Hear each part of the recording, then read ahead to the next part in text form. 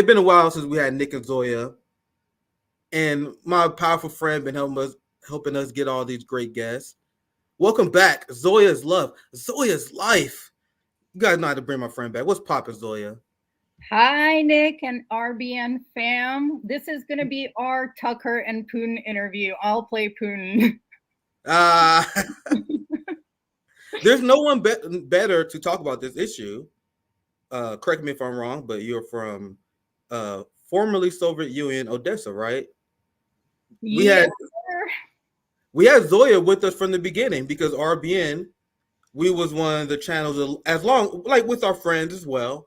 Like when you look at Black Agenda Report, Due Distance, Jimmy Gray Zone, all the anti-imperialist people we feature on our channel, Fiorella Isabel, Comrade Misty, like these are the people who got Ukraine right. The NATO left is melting down after this Putin interview. TYT is melting down. Everyone in the NATO left has been discredited, completely discredited. One of the reasons why we got this issue right, despite the fact that I believe it was an extremely easy issue to get right, is that fact I have my friend Zoya, who knows the history of this region probably better than anyone else. So Zoya, do you want to explain? And I want to get your take on the Putin interview here soon. But I'll start with this. What was your general take on people's reaction to the Putin Tucker interview? I'll pass it to you, my friend. Well, for one, we definitely cannot avoid mentioning the contrast with Biden's follow up right after Yeah. Putin, where we have an elderly man with clear signs of dementia calling the Egyptian president the president of Mexico, versus a man who went on for 2 hours, starting all the way in 860.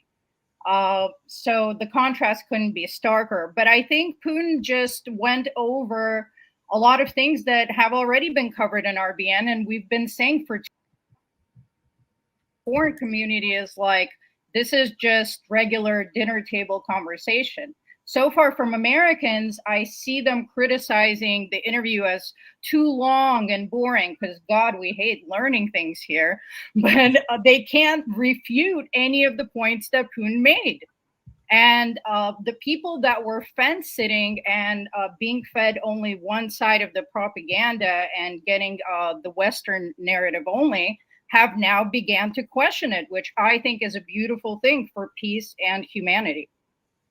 That's why I say the NATO left, they are in shambles because this interview exposed the Bernie Sanders. It exposed the Sam Cedars, the Emma Viglins, the TYTs, all the people who fell for the NATO proxy war, Marianne Williamson and their supporters. Like, how could you get this issue wrong? And Putin and his fabulous history lesson. You guys know I love history. So I found the interview fascinating because I'm a history nerd. When I saw the pushback that a lot of people had that, oh man, it was too long and boring, I'm like, oh, this is the anti-intellectualism that infected our working class. This is the history people have to learn. Now compare that to our leaders. The contrast couldn't be clearer. As I mentioned, because Putin, and this is my perception of Putin, is that he's like this old grandpa. You know, the grandpa who can't shut the fuck up about the past. Putin is the Eastern European grandpa who can't stop talking about what happened in the 70s, 80s, 90s, and he knows a ton of history. That's how I'm going to be. You know that cranky old motherfucker that talk about history all the time? Their grandpa Nick talking about Israel again. Goddamn Gaza genocide. Will never forget Bernie Sanders and John Fetterman. Nick is 2050. I'm be 60 years old. Still talking about this shit. That's how I see Putin. He's a grandpa Russian guy who know history, very intelligent, and he obsessed with history. When I'm 60, what's that? 2050? Around that time? Be 2050? I'll be, come on, Grandpa Nick, here you go about Israel again. Don't you know Israel was abolished years ago? That revolutionary optimism, my friends. They're like, Nick, don't you know Israel was abolished a long time ago? No, I'll never forget these motherfuckers. You know what happened in Gaza in 2024? That's how Putin is. He's talking about the crimes of the United States and Russia. He's like, man, y'all believe these motherfuckers, man. I thought they hate us because we were the Soviet Union and capitalist and communist. Then we changed our whole ideology and they still hate us. That's Putin right now. That's the humanized interpretation I have of Putin. Old man who won't stop about history. Zoya, do you know people like this? Because that's like this is like the image of like the Eastern European who won't shut up about what happened during the Cold War.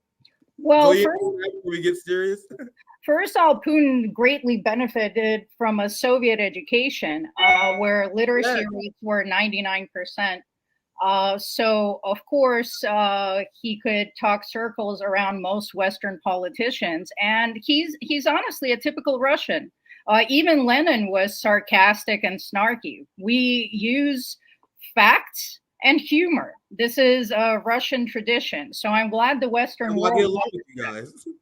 Yeah, why not? Russia has always welcomed people and still welcomes people. And people might not know, but 200,000 U.S. citizens still visit Russia every year, in spite of all the fear mongering. So let's make it 200,001 one day. So to call out your mom's fan, as a Black American who lived in the Midwest his entire life, who do you guys think I have better reactions and interactions with? The white liberal, the redneck, or a Russian? I love fucking Russians, man. There was when I first was learning jiu-jitsu, I trained at this place called Warrior Jiu-Jitsu. This guy who the funny thing is he trained jiu-jitsu with a lot of people in the Marines. He was a black belt in like Japanese jiu-jitsu. And there was this Russian dude. I wish I remember his name, and I wish I knew what happened to this guy because this motherfucker was the motherfucker. He was a Sambo champion that was learning MMA. He came to America, and this motherfucker was 18 years old. And he was a Sambo master, destroying everybody. He was a Russian dude. Had one of the funniest dudes I ever met. We became good friends. Russian dude. He knew Sambo. And I was the striker. I learned boxing. My dad was the Golden Glove champion. So I was like, I need to learn jiu-jitsu. I need to learn how to grapple. I need to learn Sambo. And him and his Russian friends was great people. I never had a bad experience with Russians, but they want us to hate Russia. Like I face more racism from the average white liberal. But you guys want us to hate Russians? Now I want to speak on the contrast on this because this is another video I want to show you guys. Another reason why this interview was devastating for the West was because the contrast couldn't be clearer. You just had Biden melting down at a press conference. His only objective was to prove people he wasn't mentally insane, and the only thing he did was show people that he was mentally insane. So compare Biden, now compare it to this motherfucker, Boris Johnson. And this is his reaction to the interview. And I'm going to ask you this, Zoya, where was the lie that Putin told? Around the world, people are watching that ludicrous interview with Vladimir Putin conducted by Tucker Carlson, and we must not fall for this tissue of lies, above all for the notion that Putin is somehow fated to succeed in Ukraine. On the contrary, he is doomed to fail. Read about it in the Daily Mail. Around the world, people are watching that. You guys know that you can't point out specifically where Putin lied. Where's the lie? What's your take on this? And look at this troll. This guy was the leader of the UK. So we just seen Putin, who is kind of a ranty old grandpa, right? But he's way more sophisticated, way more intelligent. Compare Putin to this fucking clown. Zoya, I want to get your take. Well, again, being the Putin in this interview, I'd like to pull some receipts out of the archives. Let's go. We got some Zoya receipts today. Let's go. Just let me know. Let me know. Open up your DMs and 3 tweets up. The tweet that starts with "Putin is not lying," and I see. Yeah. Let's go. That's the guy that Putin mentioned in his interview, and he was in Istanbul.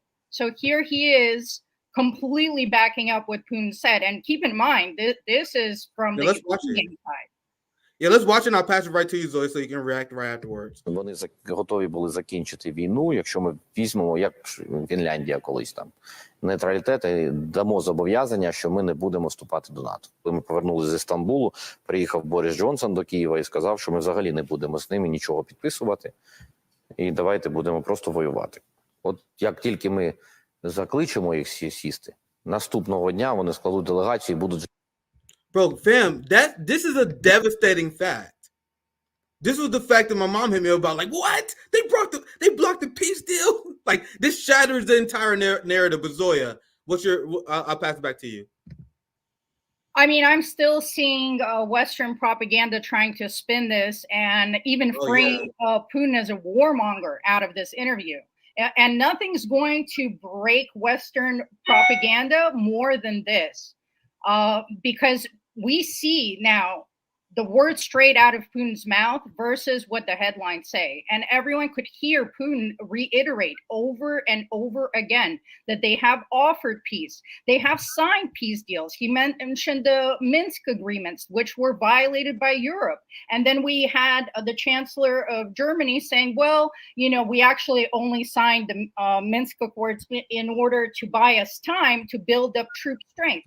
And Russia, even having its trust violated repeatedly by the West with NATO encroachment and expansion and breaking every treaty that was agreed upon. And now leading up to this verification from the Ukrainian side, saying that there was a peace deal on the table already with signatures on it until Boris Johnson showed up at the behest of the US empire. Be under no illusion that Britain and US are partners in this, that they are actually the ones blocking peace. And that peace deal would have returned Ukrainian territory that now they will never have back. 20% of Ukraine is now gone. 400,000 Ukrainian troops confirmed dead, with many more injured and missing in action because the Ukrainian government doesn't have money to pay pensions to the families of the dead Ukrainian soldiers. So the Russians right now,